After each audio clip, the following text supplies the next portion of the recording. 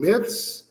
It's one of our favorite topics because there's so many out there, and I believe we are in the golden age of misinformation right now. So I think we have Derek the Chocolate Botanist there. There we go. And we have Urban Gardening with Gray coming on up.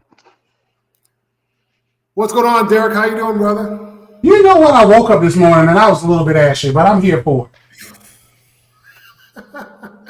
What's up, Greg? What's up, man? What's up? I'm going to let you guys know a little secret. My skin gets super ashy. Like, it gets, like, crazy. Like, you ever see, like, Dave Chappelle and they have that guy, Ashy Larry? Ashy Larry, yeah. His name was it Ashy Larry?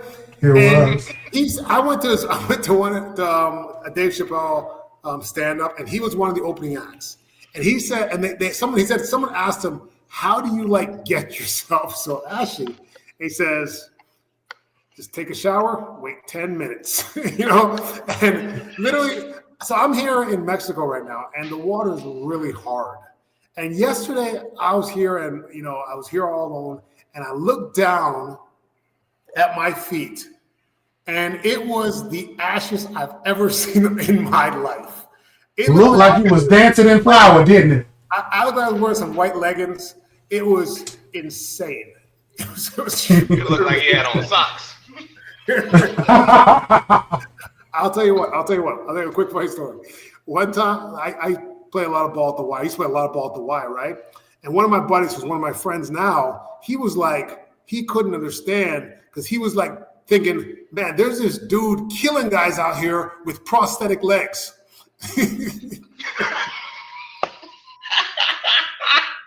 Accurate. Not prosthetic legs, Jesus. Yeah. Oh man, that's a whole nother level of ashiness I've never even knew existed.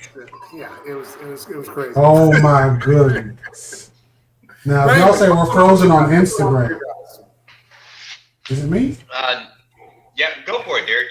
What you do? No, I was going to say, if y'all saying we're frozen on Instagram, let us know you can still hear us. But this weekend, I went to Gunter's Greenhouse. I don't think we are because we can see each other, but that doesn't mean anything. Instagram can do anything. This weekend, I went to Gunter's Greenhouse. They were having a beautiful plant sale. They are doing plants online. I got this beauty for $30 with 20% off. It is a philodendron Atabaponies. A lot of syllables there. And it is quite lit. And look at these ruts. Y'all see these ruts? Y'all see those ruts? These are some ruts here. So with that being said, ruts. Like, yes. It's weird to me to hear someone say ruts. Like, is that Eastern Carolinian? That's the Southern. See, Andre, you in Florida, but Florida isn't really the true South. So that's right. Yeah. Florida's something different. Like, Florida's something just differently different. I feel like when you hear everybody say a word a certain way, like, how do you continue to say it your own way? I don't know, but if I threw you off a little bit, I just have to say I'm sorry.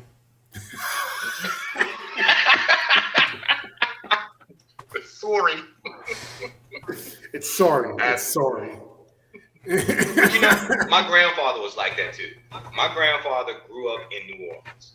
And while he didn't still have his New Orleans accent when he was living in Baton Rouge, where I'm originally from, still, to the day he passed away, he still pronounced some words a certain way. So he would still say herb when he was referring to oil. Mm-hmm. I'm like, Papa, if the word is oil, O-I-L, oil. Like, no, boy, hand me that Earl over there. Like, if you meet anybody in New Orleans, they call it Earl. E-A-R-L, Earl. I'll tell you what, I went hunting one time, and the guy that had like the camp, it's in Georgia, and he kept on saying how the deer were eating acres. You know what acres are? Yeah, acorns. Acorns, yeah. They were eating acres. And then later on, he said corn. And I'm thinking, wait, you can say corn? That's one syllable. That's one syllable. That's why he can do it. See, corn's not acorns. You gotta quickly get it out. You only got so many seconds to talk on this earth. And this is why we talk like we do in the South. You only have so many seconds. All right. Greg, what's going on with you? What you been up to? Oh man, this weekend I was knocking down that honeydew list because I started off by cleaning up the patio on the container garden area, but then I looked up and I was like, oh, I'm not getting enough sunlight because the branches off of this magnolia, not magnolia tree, was mesquite trees, okay. Let me get up on the roof. I started cutting down branches, and then I looked over on my solar panels, and I saw that I had like 6 branches hanging right on top of my solar panels. And I had to prune back my pecan tree.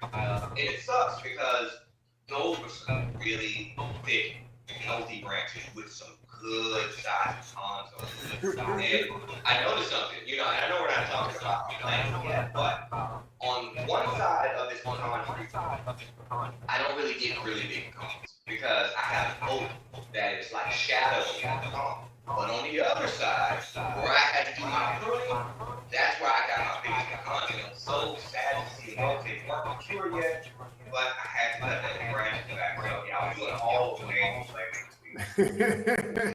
I know that hurts. That hurts when you got to cut those good branches off. Could have maybe air layered them if you had more time. I don't know. That's been a really big air layer. Big air layer. Okay. Probably not then. Probably not then. Cool. Well, I'm in Mexico right now, and I have been. I went fishing yesterday. Actually, caught a bunch of snapper and did a TikTok or an Instagram video in Spanish about the fishing trip. So if you get a chance, check it out. It was a lot of fun. But I will be heading back home on Wednesday, and then I'll be on a boat down in the Keys on a fishing trip down there. So a busy week for me. Andre, when I grow up, I want to be just like you when I grow up, just be going on all these fishing trips with my buddies, hanging out, fishing. I'm going to be like Andre when I grow up. Hey, you guys are just ignoring the last 2 weeks that I've been working like a dog, But guys, tonight we wanted to talk more about gardening myths because to me, I feel like people are always sending me these videos and they're like, is this real? Is this true? Someone just sent me the honey video. Have you guys, and it's not really a gardening thing, but have you guys seen the honey videos where people say that the honey's got memory? You guys ever seen that? What? No. Well, there's a large percentage of the population that believes that water has memory and remembers shapes and things like that. But a lot of people believe honey has memory. So if you take honey and you put it in a dish of water and you just put it on like the bottom and you put water on it and then you swirl it around, it will form. Oh, yes, I have heard that. There's. Now, people believe that's how you tell if it's real honey from the bees, if it makes that pattern because it remembers being in hexagons, right? Now, I did this experiment and I got hexagons. Mm-hmm. The problem is I did it with Aunt Jemima. So pretty much any viscous liquid, if you do that, it's going to form a hexagon-like pattern. Yeah, I'm in total agreement with you because you guys know my other profession is that I'm an automotive mechanic and we work with viscous fluids all the time. So when you're talking about your motor oil, your engine oil, you're talking about your transmission fluid, the same exact thing, that viscosity that we're talking about, that thickness in it. So when you're trying to test whether it's real or not, that's not really testing anything. That's just testing how thick it is, the viscous. Yes, exactly. It's a viscosity test. That's all it is, a viscosity test. But anyways, some of our plant myths. What myths have been sent to you recently about plants? Well, I'm not gonna lie to you. It's one that I actually used to believe. So it's the whole plants clean your air in your home. Yeah, this is one that I actually used to have. Because in 1988, there was a NASA study that stated that having a certain number of plants in your home or in the area they were testing in, it would essentially clean the harsh chemicals that could be in the air. I believe it was like turpentines and other chemicals. I can't remember the exact chemicals. When Derek gets back, maybe he'll be able to elaborate. But I thought thought that was true because it was from a NASA study. But then in 1989, they came back and debunked their own study. So they had proved themselves wrong. Like, oh, actually, no, this is not a valid study. But I was one of those people that believed the hype too. So every time it surfaces, I'm like, yeah, I know where you're coming from, but no, actually, this was debunked. When it comes to our plants, I mean, I love having my ornamental plants around. I mean, as you can see, it's a proverbial jungle back here. I love my garden. It's really just for the love of the plants and the ambiance. They really don't clean the air like we believe. What are your thoughts? Chocolate? He's still, okay, all right. So I'll tell you, like, I believe that plants do, to some degree, clean the air. However, I believe it's more on the level of, like, you know, if I put, you know, an extra, you know, apple in my truck, my gas mileage will go down, right? right, because there is additional weight now. So in theory, this is a thing, but in reality and practice, it's not a thing. And even if a snake plant It's not a thing. Right. Even if a snake plant does it the most, I don't think that when they say it does it the most, that it's significantly different than all the other plants do it. It's just, you know, maybe a fraction of a insignificant fraction more than some other plant. Exactly, Mundo. Let me jump in here. Please, let me jump in here. Because the people of Big Plant Hack don't want me to speak. This is like everything I had started acting wild. All of my tech was freezing. Everything, computer, laptop, phone, all of it was like, no. Because this stuff doesn't work in the way that they say. Plants are very meticulous. They are very magical to me, but they are not miraculous in the way that you all would love to believe based off of what a random post on the internet will tell you. They don't improve air quality in a discernible way for you. When it comes to that, honey has no memory, water doesn't have memory. They will tell you that. All of these plant hacks are based on a misunderstanding of science and just that somebody wants to mislead you. So lately, I'm sorry, you got plants that will be sold on big ticket numbers with tags that says improve air quality. But the people doing this know it's just a marketing ploy. Because when I go to the conferences, they already know this is silly, but we just do it to make money. Right. And I'll tell you what, a lot of times some of these things are just basically one person says a thing and everybody just jumps onto the thing that that one person said. Right. I'm so glad you said that, Andre. Okay, so does everybody remember that little time that we were all trapped at our house called COVID? And what's the thing everyone kept telling us we needed to do? We needed to social distance, social distance. And, you know, I'm a little nerd, you know, even though I mispronounce things, I'm a nerd when it comes to, like, using a word correctly. I was like, no, what we're doing is physical distance. We're keeping physical distance from one another. We're not socially distanced. Socially distanced is if you and I are friends and I haven't called you in 5 minutes, that's social distance. But going to what you were saying, that we keep saying something over and over again, I call myself like, yeah, we use social distance. I'm like, damn it, that's not the word. Well, I'll tell you what. Sometimes things don't work the way we want them to work, but one of the things that you can do to make sure your things work all the time is use Retain spray. Now, this stuff is all natural. It helps lubricate your tools. It also disinfects your tools. And I do a lot of grafting. I just had my first Mexican graft success.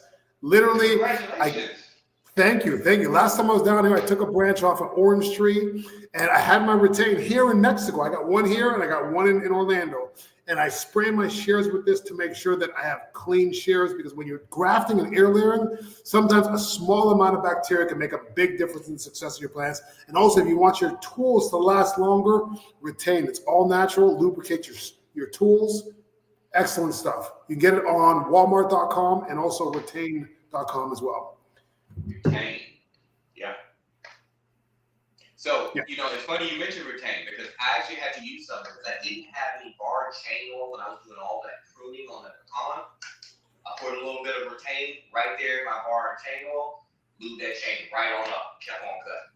Yeah, actually, I used it on my chainsaw when I don't know if you saw the video where I top worked that avocado and took all the branches off. That chainsaw was in my greenhouse, and the greenhouse has an open top, and it was getting rained on. It was rusted. It couldn't even move. I fought with that thing forever, and all I had was retain, and I just drenched the retain in there and just kept working it, and now it's working fine. Boom. You getting it better than that. So, myths.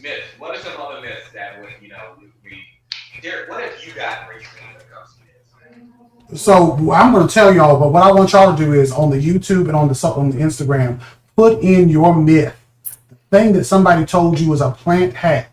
You put that in, and we're going to do some live debunking. Because the one thing I often will talk about is banana water, because that's not beneficial. But I will also talk about coffee, being able to shift the pH of your soil, or even because I guess I still get banana water. I still get Banana water. I was guilty of that. All of us have been guilty of one thing or another. I went and got every coffee ground packet I could when I was like coffee grounds for my plants, and I did it. Went through, and it was nothing beneficial except for the front of my church smelled like coffee. It was great for leading the saints in. They think there's coffee in there, you just hit them over the head with a Bible. But when it came time to actually herb the plants, it was like, what is it really going on? Banana water, the general premise is you soak these banana peels, these cucumber peels, these whatever peels in water for X amount of time, and you're going to give your plants all these nutrients, right? But it's not really beneficial because it's not actually broken down in a place that your plants can use. Your plants take up nutrients by being broken down through their base ionic components, right? And if it's not decomposed through fire or through being eaten and pooped out or some type of combustion, right? Something of that nature, it's frankly just basically useless. Yeah. It just doesn't, it's just not available. You feel like it's what?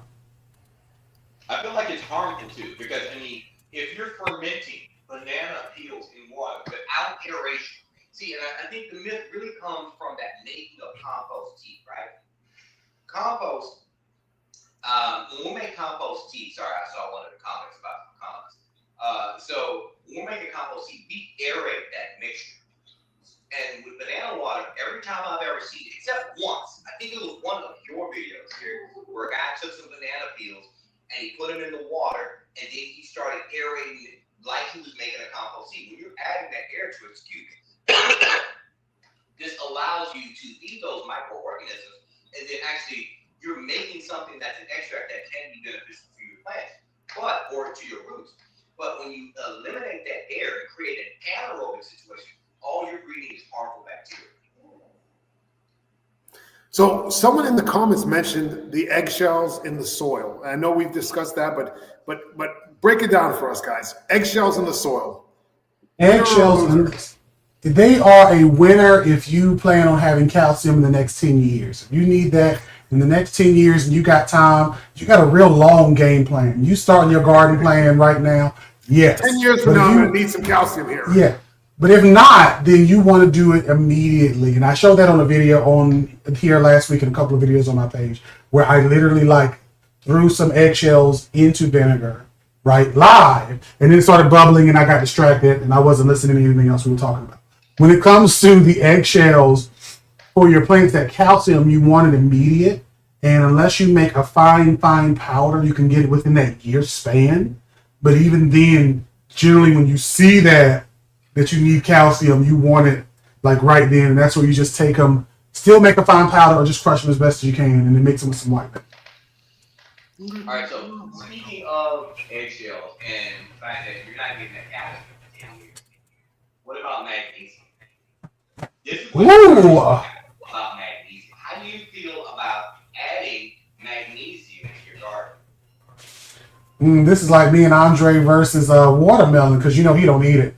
But when it comes to, all that place, y'all don't know this. He didn't all the way tell y'all. So he is in Mexico, but he's in a castle because he lives in a castle.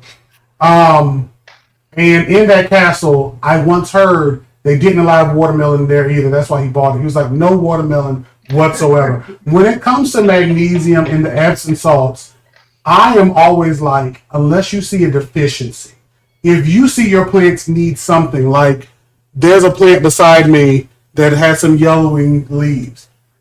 There's something going on there. I need to figure out what it is. But if your babies are green and growing, unless you are like Andre doing a hell of a lot of fruit trees, a hell of a lot of vegetation outdoors, or you're growing something that requires a lot of quick growth, most of the fertilizers you get would have that magnesium. So I'm always like, no Epsom salts, but there's like an asterisk. And that asterisk is, it works, but you typical home gardeners don't need it. All right, well, I'll tell you what, I grow a lot of mangoes, and I am in touch with a lot of people in the mango community, including one of my friends who owns a nursery, and he has over 200 varieties of mangoes in his backyard in pots. And he feeds his mangoes Epsom salt like once a month. He gives them a handful of Epsom salt. I do it probably once or twice a year, if I remember. I have another friend who is my mango guru. He's the one who really taught me how to hone in on my air layering and my grafting skills, and he's been growing mangoes for a long time. The only thing he feeds his mangoes are Epsom salt. Go ahead. Continue. Go ahead. No, I said in the mango community, Epsom salt's a thing. But you just made me think about something, okay? Because honestly, I was mentioning it to Derek just to give you a hard time, but as you started talking, I started thinking about something. Do you know your soil pH there, Florida, off the top of your head? It's basic to some degree. Basic to some degree, but your soil is very sandy, right? It's very sandy. I think I think you actually do need to manage because typically, excuse me, as soon as I start talking, I caught my kids cold, being the good dad that I am to the parent of kids, but now I have to go. Of course. But to that degree, whenever there is a deficiency in soil, typically it's going to be heavily sandy soils and very acidic soils. So you actually, and most of the mango growers you're talking about are right there in Florida, right? Yeah. I think that might be the reason why the magnesium works for your particular situation. So, for instance, out here in Texas, I have a lot of clay, I have a lot of rock. I actually have a lot of magnesium in my soil already. And then plus, I do a lot of container growing. And so I'm buying like the bag soils and so forth. Those bag soils, they're going to have that magnesium already in them. So I don't add anything. But in your particular situation, I think you're 100% spot on. And this goes to say, when someone's giving you gardening advice, don't think all gardening advice is just good and a blanket statement across the board, because everybody's situation is a little bit different. Laundry's in a different growing zone, has different soil, different requirements. So I think that's why the magnesium might work. I literally just came to you while you were talking. And I'm glad you mentioned different, everyone has their own situation, because even people in the same neighborhood can have a completely different situation. I've seen things that don't grow in my yard, and, I plant one in my neighbor's yard a couple of doors down, and all of a sudden it's growing better than it grows in my yard, So things can vary a lot in even short distances. So, yeah. Definitely. Guys, if you have any questions, leave them in the comments. But I want to mention Sonia's Bug Spray. This is one of our original sponsors. So the show is brought to you in part by Sonia's Bug Spray. This, I don't even like to call it bug spray, because this is like a lotion. I put this stuff on even here in Mexico, and it feels like lotion. You'll never not want to put it on. I probably should use it even more, even when I'm not around bugs. But this stuff is amazing. It keeps the bugs away, and it's all natural, and it feels like lotion. It does not feel like bug spray, and you will actually smell good when you have this stuff on. Get on soniasbugspray.com. And those two have never been attacked by a kangaroo or a koala while wearing that. So it's actually koala and kangaroo proof. So get you some. No wallabies either. Good day. If you have questions, leave them in the comments. We will get to all your questions today. Let's see. Soil health is very localized, like recycling, definitely. Yes. That's a good thing. That's See. my buddy there. That's my buddy there. How many times should you give your tomatoes Epsom salt? What do you guys think about tomatoes and Epsom salt? I feel like tomatoes use a lot of magnesium, don't they? I feel like it's because they have an antagonistic relationship. Gray, if you take this one, I'm gonna look up something real quick. Yeah, honestly, when it comes to magnesium, I think there's only been one time that I've actually put some magnesium in my soil, and that was because it was my localized soil here, and the tomatoes basically had robbed the soil of a lot of the nutrients. And so I did use a little bit of Epsom salt, and plus I was having other issues going as well. I mean, like I was really having an overall nutrition problem in that batch of tomatoes. So we were having some blossoming and rot, so we were having some calcium problems. We were having some yellowing of the leaves, so we were having nitrogen problems. So I basically just started kind of dosing it with just about every little thing to try to bring them back. And I actually ended up losing that crop completely just because it was so devoid of nutrients. And that's why testing your soil, folks, testing your soil is one of the best ways you can actually approach any kind of symptoms that you have in your life. Because if you don't know how deficient your soil is in magnesium, if you don't know how deficient it is in a phosphorus and so forth, you're just basically throwing a band-aid on the bullet wound. It's like, hopefully this will fix it, and I'm just bounce as much stuff as I possibly can. So that's what I ended up doing, and I realized all these problems were circulating from the fact that, I mean, essentially just had robbed soil, and that's because I didn't rotate crops from season to season. Okay. Miss Lagnia asked, what could I use for nutrients for bananas? Bananas. You grow a lot of bananas, right? You have like all the bananas. Like, dude, I would have like one type of banana. I have like Cavendish, but you are like the banana king of Florida, right? I'm not the banana king, but I probably got about 10 different types of bananas. I feed them my kitchen scraps. Pretty much everything that is fruits or vegetable scraps, they just go right to the base of the bananas, compost in place. Yeah, that's what I've been doing for years. And the soil around my bananas is probably the richest soil in my entire yard. Nice. Yeah. Have you ever added any phosphorus to your soil by any chance? Because I mean, No. phosphorus helps with roots and fruiting, but no. I've never added any fertilizer to my bananas at all. They strictly, kitchen scraps kind of. We eat a lot of fruit, a lot of vegetables, so our kitchen scraps sort of build up pretty quickly, and they just go straight to the bananas all the time. And I have a bunch of different banana areas, so just kind of rotate them and dump stuff in there. Yeah, I saw I get a lot of seedlings too, because I get a lot of like mango seedlings pop up, lychee seedlings pop up, avocados pop up. So you need to start your own seedling business. That you're making. You really should. I've got probably 20 mango seedlings right now. I give them away to patients at the office. See, when you go get your dental work, what's Hey, Baptiste orthodontics. There you go. So one of the biggest sort of, I believe, gardening myths revolves around a certain set of instruments that you can put in your garden to increase your production. I can see the eye rolls already. You know what I'm going to say? Electroculture. Oh God! I know what you guys thought. Tell the people what do you guys think about electroculture? Because there are people that swear by it. And there are people that swear they've been abducted by aliens too. That doesn't mean anything. Yeah, I've been getting a lot of people mad at me. I made a video on YouTube and I said that electroculture doesn't work. And just a recent comment yesterday was a guy like, so the myth is that, excuse me. The myth is that if you place copper wiring down in your garden, that will pull the magnetic field from the ether, and that will essentially make your garden thrive. Now, one of the myths I heard is that it will increase microbial activity.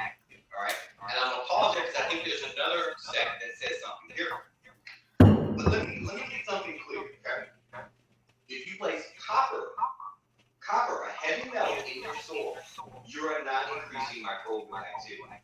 guess what? In any science lab, copper is used as an antimicrobial substance. It's used to destroy microbes, not to make them thrive. Derek, what's the other thing they say about, when it comes to the Oh my God. Electroculture, they say it does everything. It makes your plants grow bigger. It gets rid of all the bugs. It kills weeds. It does everything short of getting rid of your mother-in-law. Like, I am convinced they will attribute any good thing to electroculture. And it even is supposed to like energetically magnetize the area and then increase plant production through magnetization. All of this stuff is supposed to be what it is. And it's a bunch of lies that I just wish would go and just be buried somewhere. Well, my biggest strike against it is there's a lot of people that make money by making food, right? By producing, getting more output. And if sort of big ag does not have these friggin' copper farms like all over the place, then it's probably not making things more efficient. It's probably not increasing production. Because there would be the biggest friggin' copper setups in these farms, and they would just be increasing their yields every single year. All right, so we got a comment down there. Somebody says, "What about copper and hydroponic systems with electricity applied to copper?" That's antimicrobial. It's being used to kill algae. Like, I have copper in my pool right now. I have actually a little copper solar deal that actually helps with algae blooms. So that's what we're talking about. So you're right. It can be used in those hydroponic systems, but it's really just to reduce the amount of algae that builds in the system. And see, my thing with go for it, Derek.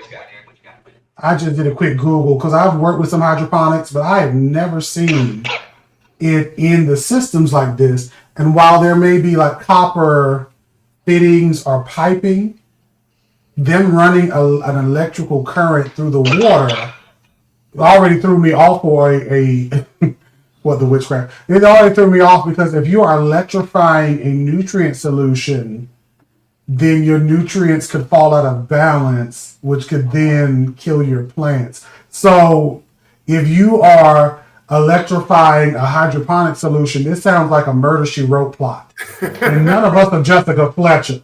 Now, they don't know Murder, She Wrote like I know Murder, She Wrote. Okay, but they need to go to Cabot Cove and figure it out. That's all I got to say. Go ahead, though. I don't know who Jessica Fletcher is. Oh, my God. Murder, She Wrote? Is that the old lady? Is that the old lady? Yes, Jessica Fletcher, the authoress. Is that her real name, or is that her like? No, that was Angela Lansbury was her real name, but she was Jessica. One day when I meet you in person, we're gonna do a lot of things, including an Unlimited 2, watching Murder, She Wrote. We're gonna go ahead and watch it. I'm not watching Murder, She Wrote. It's okay, I got you. I'll make it happen. Keep going. And it's funny because the guy who had commented on that video, he was like, "So you're using a phone, right? You know how your phone works. So I mean, it's the same." Like, no, it's not the same thing. No. Yes, because my phone grabs a radio signal and I can talk to people. That's not how the electricity is. Plants are not conductive. It doesn't work. They're not. And then plus science. Now, both of you guys in your other careers are heavily rooted in science. What's the one thing about science when you do an experiment? What's the thing that we always want to be able to redo? We want to get that same result over and over again. You want that reciprocity, reproducibility. You want to have control. Like and duplicate the findings, right? Duplicate the findings. Right. So, it should be demonstratable. Like when you do a real experiment, someone else should be able to come behind you, use your methods, and recreate the same experiment and have the same results. That would be sound, peer-reviewed. See, one of these electroculture witches is coming after him. That's why he's coughing. Did you follow up with Perry Mason and Columbo? You know who they are? Okay, there we go. Columbo was one of my favorite shows. I'll tell you what, that's my favorite cop show ever. Is Columbo. Now, I would rather follow up within the heat of the night, to be honest, but that's just me. That's because you're younger. I know, but I just love that show. They had Archie Bunker up there, and I was like, he's Archie Bunker, and he's a cop now. Anyway, I could never we're get not over talking him about. being Archie Bunker. I could never get over him being Archie Bunker. Yeah, it was. I feel like rough. he's always going to be Archie Bunker. Did you know that the Jeffersons was a spinoff of Archie Bunker? Yeah. Yeah. Yeah, I thought that was so crazy. What? No, Louise was crazy. the neighbor. Sanford and Son, when that show started, Red Fox was in his 50s.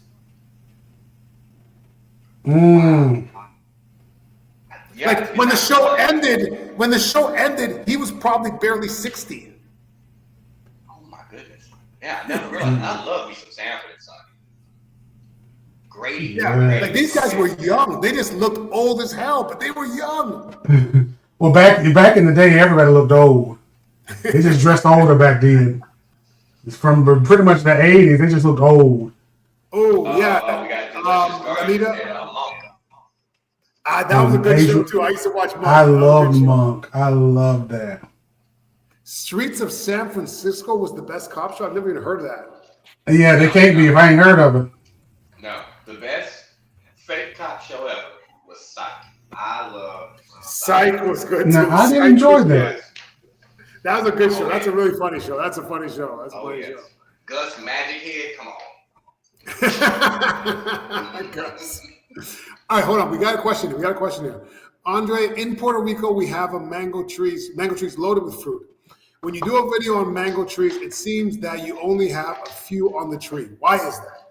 Well, that's probably because the trees are young, right? So mango trees don't start off with 100 mangoes on them. They start off with 1 or 2 mangoes, and then every year they get more. In a place like Puerto Rico, you probably have a lot of mature mango trees. Like if I go down to the Caribbean or I go to South Florida where trees have been there for 10, 20, 30 years, those trees are loaded with mangoes. My Valencia Pride mango tree is one of my older trees, and that tree's probably 9 years old, and it probably had maybe 200 mangoes on it this year. So yeah, it depends on the age of the tree a lot, and also the variety. A lot of the varieties, they're some of the newer, more high-end mangoes. They are very picky producers, especially when they're young. Yeah. And also my garden doesn't have a lot of and also my garden doesn't get a lot of direct sunlight. I have a lot of oak trees, so a lot of the trees don't produce as good as they would if they were in full sun. Yeah. Now There's another question up here. The person wanted to know they had a Monstera for 9 months in a 12-inch planter and indirect light. It's pretty happy, but they had 2 big leaves die and they avoid plucking. They're not sure what's happened. Maybe they watered the center too much. When you have a Monstera, any of these philodendrons, they love humidity and they love light. And if you don't have those right, if you don't have enough humidity, especially as they get bigger, if they're not warm enough, if they're not enough light, you will lose a leaf. And I've had that happen in a couple of Monsteras I have where they're in an area that's cooler, the air moves differently, and I'm just losing leaves there. And I would need to mist, or put a little humidifier over there in order just to beef it up. But I don't because I'm lazy. Now, do you feel like that's more when they're an indoor plant? Because I see a lot of times outdoors, they seem to do well in the understory outside. Yes, in the understory outside of Florida, they do real great. But I'm in North Carolina. Floridians love to show off. Oh, I'm outside. I can put my plant outside there. They don't get it growing up the tree, and then winter comes here, and all we got are pine trees. I'm sorry. Anywho, I think outdoors it would be great, but indoors is a little different. And even with all the grow lights and heating mats and everything I have, it's just hard unless you keep your house perpetually at 75, 80 all year long. And I don't do that. On Instagram. You think we might be paused? Yeah, you guys are. I don't know. People are still commenting. Can you guys hear us on Instagram? Because I'm seeing Can you hear? For both of you guys. You guys are frozen on my screen. Something must be happening with the live feature then, because that's probably why it was acting strange for me earlier. Okay. They must be updating something. Justin asks, Andre, what in your opinion is the best, rarest mango variety? Same question for pineapple. Wow. Well, I don't have a whole lot of pineapples, but the Sugarloaf pineapple is kind of like the I guess, one of the holy grail pineapples that people want to grow. Also, the pink pineapple, which is patented and GMO. For mangoes, for me, there is I can't remember the name. It's a something queen is the one that I want to get. It's very rare, and apparently when they're green, they taste like a really good apple. Yeah, so a lot of people eat them green. It's something queen, something queen, and I think it might be from Australia, but it's something queen, and it's supposed to be an amazing mango. For me, Maha Chinook is my favorite mango. Bombay, ice cream, those are probably my top threes. Oh, also Mark Anthony. Mark Anthony is also up there. But Mark Anthony's kind of a private mango. See, I'm in Zone 8B. I'm up in North Texas, Dallas. I still want to try to see if I can get a mango that I can grow in this plant, in a container, keep it green. I would love to have a small mango that I can have mangoes from. So that's what I'm going to experiment with next season. I'm going to see if I can get me a young mango and just try to keep it indoors and keep, because this room that I'm in, I keep it about a good 75 to 78 degrees in here at any given time. Right. So that's what I'm doing. Yo, grow pickering. I have a pickering mango tree, and it's like 4 feet tall, and it produces like 10, 12 mangoes a year for the last 5 years. And it's like 4 feet tall right now. Pickering. Making a note right now. Pickering. That's your best like sort of box or pot mango that actually does produce really well. Now, someone asked the question: what fertilizer can you use to increase the fruit on your Monstera? I don't think it's about fertilizer. I think it's about time. I'm sorry to jump in. Something's happening on my end. There is, I don't think it's about fertilizer per se, because like you can give them decent fertilizer, but it's just about time and opportunity. Like the plant has to be set up in the right environment in order to fruit and flower. And from what I've seen, especially with a lot of aeroids, fruiting and flowering can be a rare sight. Like you have to have an older plant, an established plant in, again, environment that is similar to its home, which is hot and humid. Okay. Yeah. See, and I have, because I got that question before too, because I grow a lot of monsteras, and if someone asked me, has yours ever fruited? And I was like, no, and it probably won't. Reason being, it's not so much just my climate, it's also because I'm constantly propagating my monstera. So I'm constantly putting in new drama. I'm always propagating. So since I'm always it's not really the idea. Golden Queen. That's it. The Golden Queen. Miss Lagia. I don't know what that. Miss Lagia has. I think she says she has one in Trinidad. The Golden Queen. That's the one. That is the one mango tree that I would get now. I have over 20 something varieties, but if I had to add one more, it'd be the Golden Queen. Maybe an orange sherbet as well, but I definitely probably would be the Golden Queen. Thank you very much. Let's see. Yes. When you want all of those mangoes, don't you have to have white soil? Yes, you do. That's tremendously important. So you need to create the right soil conditions and allow them to be able to Thrive. Now, something I want you guys to know is Thrive Roots is an already listed 100% organic and soil amendment. A lot of people keep asking us like, hey, this is a fertilizer. No, not a fertilizer at all. This is a way that you can help your plant thrive intended. By amending their soil. Amendments for fertilizer. Amendments are all about making those fertilizers available. Because like we were saying before, we were talking about magnesium, a lot of those nutrients are already there. You just need to give your plant access. Thrive Roots. I'll tell you what, I even brought my Thrive down here to Mexico. I don't have it on me right now. I have it outside. But I brought it down here because I had some plants that were struggling in the soil down here. And I thought, you know what? Let's give them some Thrive. So we're going to see how it goes. But I've got Thrive here, and I have Thrive in Orlando as well. Let me know how it goes. Yeah. Let me see. What is the best plant for a bathroom with no sunlight? One made of plastic. Next. One made of plastic. All right. Right. Now you can't just have the lights that are on in there, like the keep your lights on all day kind of thing. You can't do that. If you do keep your lights on all day, you can do a lot of different things. But most people would leave and cut that light off in the bathroom. So like, even when you're like, oh, I get in the bathroom, I'm in the bathroom all the time. But it's like you may be in a bathroom totally 2 or 3 hours of a day, unless you got a lot of people in your house. So, Okay. What size? Huh? Go ahead. Sorry. No, I was piggybacking off Derek. I was saying the same thing. I remember I had this question back on Facebook, and people in the comments, just points out, New York basement apartment, didn't have like machine closed, and she had no window. And I was the only nice guy. You don't need just be nice guy. What you want to do? You want to get you bro? Right. Sunlight. Yeah.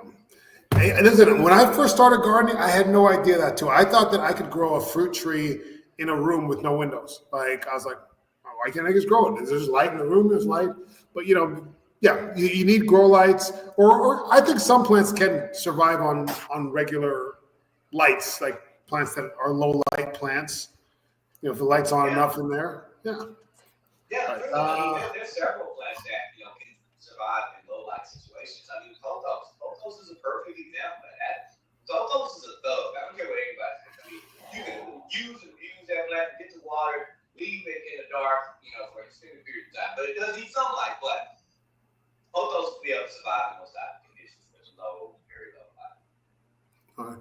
Someone asked, how often should I change the pots for their Monstera?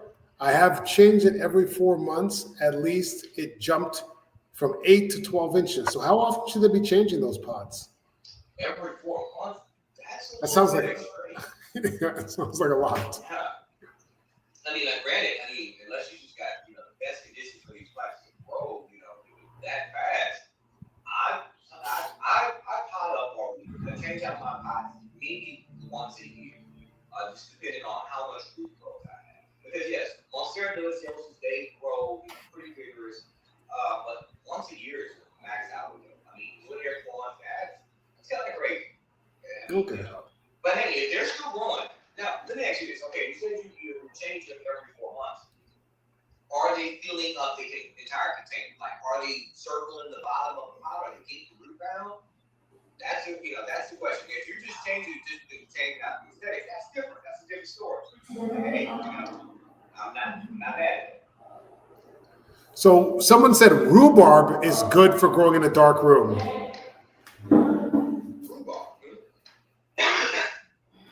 Rhubarb, I have not heard. I'm going to be honest, I have not heard that about rhubarb. But you still need to have some source of light, whatever the plant may be. It can be possibly in a low light situation, but it's still going to be some kind of all plants. I can't join. I've never heard that about rhubarb. I do not grow rhubarb. The only place I've ever seen rhubarb was when I grew up in Canada, and we used to have rhubarb in Canada. I've never seen rhubarb in Florida.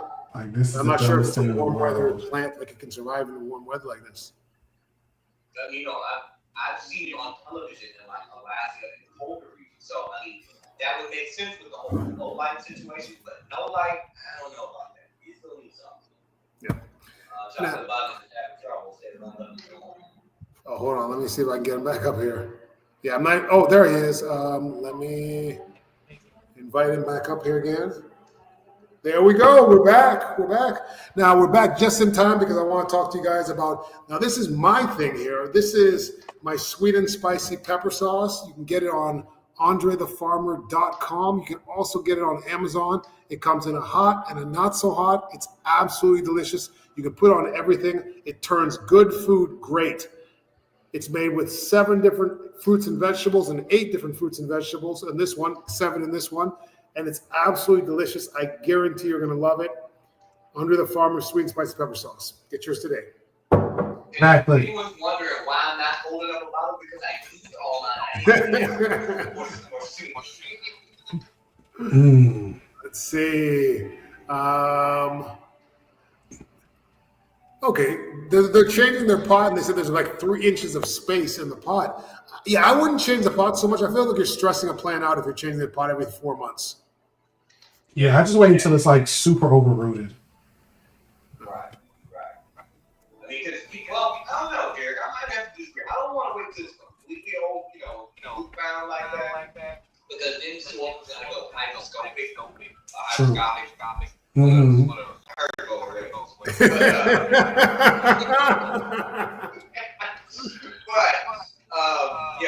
every 4 months, that's like Andre said, I think you're putting that. Every time we're doing that, you gotta realize if you live in Oregon, you're putting them in trauma. So I try to reduce that trauma as much as possible. I'm always repotting, up to you if necessary. But I check those roots to make sure it's necessary. Now, someone else asked, what size pot for a Myers lemon? A Myers lemon. Like, I think it depends on if you're trying to grow it from seed or it's a tree that you bought. If you're growing it from seed, then you would start with a pretty small pot. You use a seedling. You don't want to, like, you guys could probably speak on this, but you don't want to over pot a plant, right? No. You don't want to have a tiny little plant in a 20-gallon pot because you're going to have problems with the moisture. Oh, it is? You're absolutely right. This is the Myers lemon that came actually off of my Myers lemon tree. Now, granted, I had a whole conversation about the wrong. This is the Myers lemon that came from a seed. Will it fruit? Not sure. Will it fruit in 5 to 10 years? Not sure. Honestly, it can take a very long time to farm from seed. This goes into like planting and everything. It may not even fruit, but I just wanted to see if I could do it. And I did. Now, this has been for 8 months. So if you're talking about going from seed, yeah, you don't really need a big container to what Andre was saying. Because when you have too much water, you're going to risk the chance of either overwatering or underwatering. But now, if it was a full-grown monster, what you think about it? I just want to say hi to my mom. My mom is on here right now. Idris Bap is my mom. Shout out to mom. That's awesome.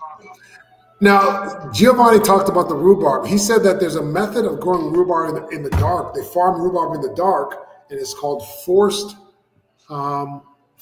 rhubarb, where they grow it in the dark. Like, I can't believe they grow it totally in the dark. I know with rhubarb, you want like the stems, I think, right? Kind of almost like celery. You want those kind of. They put it in like a dark pot, like you covered with a pot. I know what he's talking about. This must have been when I was having issues because I didn't hear this before. I know what he's talking about because I've seen this online. So they grow it, and then in order to get those stems to cause an elongation to happen, you grow it, like cover it in a pot. And then once you cover it in a pot, it stretches, right? Because it's trying to reach out for the light that's not going to be there. And then you take it off, and now you got this tall rhubarby thing. Right, but you are growing it in light initially to get it to grow, yes. Right? Once it gets to a certain stage, you cover it up, and then once it stretches to whatever length you do, now you kind of have it back out. So that's kind of like the binding of the celery when you wrap the celery to get the celery stalks to blanch and get thick. That makes sense. Thank you for clarifying that. That makes sense. That's good. And now Sonia asked, why do I keep the Myers lemon from seed under the desk? Well, because this cabinet that I'm filming on, this is actually my grow cabinet. It actually has grow lights in it, so I have a lot of my seed storage. I have a lot of my plants that I need TLC in it. This is actually an entire cabinet. It's fancy. Let me start another project. So guys, with fall coming, I have 30 what? 30 projects I'm working on, and I'm kind of just jump from project to project. We'll go ahead with fall coming. With fall coming, what do you guys have planned for going on? You guys tell me what you guys have planned. I'll tell you what I'm doing. Well, I need to go get something to show you what I have going. Okay, while he's doing that, he's quicker than I thought he was going to be. What you got? Bam! This What's It's that? actually a burgundy broccoli. I'm showing you on Instagram, and then I'm going to show on YouTube too. This is a burgundy broccoli that I'm growing seeds with the transplant. I'm super excited because this is a heat tolerant. Remember, I'm in Texas. This is a heat tolerant. Burgundy broccoli is going to be less likely to mold. So I've been wanting some good broccoli, and then it's burgundy. I mean, you can't beat it. It's so close to That's pretty cool.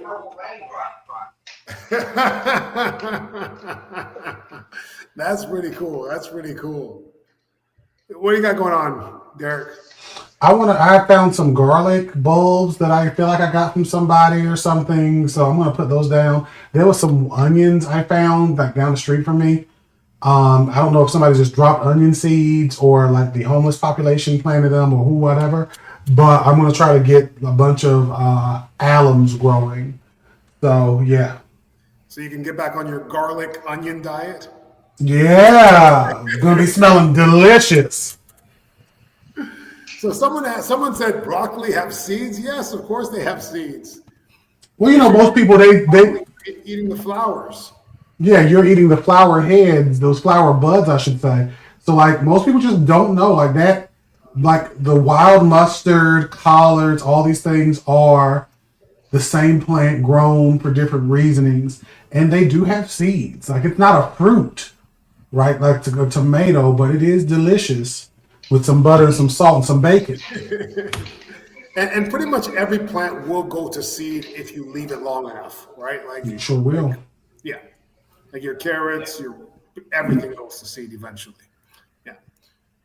Can I use Epsom salt at the root of my mango trees? Well, I'll tell you, when I do Epsom salt, one of the things I find people do a lot is they put their fertilizer right around the trunk of the tree. Those roots are not really the roots that absorb a lot of nutrients. So I try to put it around the drip line. So where the outside of the tree branches are, that line is really where the roots that are absorbing nutrients are going to be. So I try to put it around the drip line of the tree and not around the trunk of the tree. I'm glad you said it. Yes, because that canopy is going to be indicating where those follow that canopy and Yeah, definitely. So guys, we only got like 2 minutes left. Any parting words? What do you want to tell the people? What's up?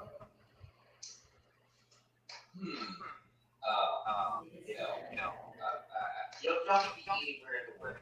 He's going to be here with us. Make sure that you share this video with anybody say, hey, check out the Dirt on Gardening podcast because Andre is hilarious. Jared is so knowledgeable, and Braylon is just the most handsome man in the race. I'm kidding, of course. I think you got all the roles all reversed there. I think you're like You really did. around. You really did, because I'm the You're the hilarious one, knowledgeable dang it. one. He's the funny one, and I'm obviously the handsome one. So, And meanwhile, I actually have all of those roles. I'm funny, handsome, and knowledgeable. And it's hard carrying this show. But what I want you all to remember is plant hacks, these life hacks or whatever, are made to basically get your attention, but not to help you with your plants. And it is unfortunate. And trees do not bear dragon fruit. That would be a dragon fruit plant that would bear the dragon fruit. The cactus will bear prickly pear. That's my last answer to that last question. all right, I just want to say one thing to that. Yeah, but dragon fruit is a cactus, but it's a specific cactus that produces dragon fruit. So you may get like cactus pears or prickly pears or other things from other types of cactus. But a lot of cactus do flower and fruit as well. But anyways, guys, that's the show for this week. Thank you guys for joining us. We appreciate you. Make sure you like, share, and subscribe. And we'll be back next week. That was episode 20, guys. That was episode 20, our 20th episode. So episode 21 next weekend. All right, guys. Peace out.